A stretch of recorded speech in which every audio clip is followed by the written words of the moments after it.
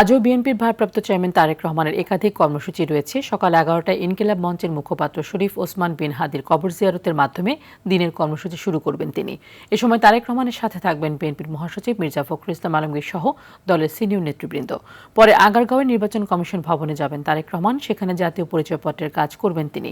তবে নির্বাচন কমিশনে নাকি থানা নির্বাচন অফিসে গিয়ে তারেক রহমান ভোটার হবেন সে বিষয়টি এখনও নিশ্চিত হওয়া যায়নি।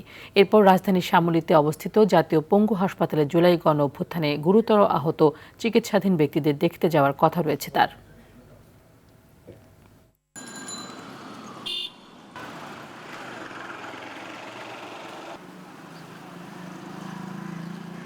শহীদ ওসমান হাদির বিচারের দাবিতে আমরা পুরো বাংলাদেশ ঐক্যবদ্ধ এবং অবশ্যই বাংলাদেশ জাতীয় ছাত্র দল সর্বোচ্চভাবে রাজপথে ছিল হাদির বিচারের দাবিতে এবং আমরা কিন্তু কর্মসূচিও দিয়েছি।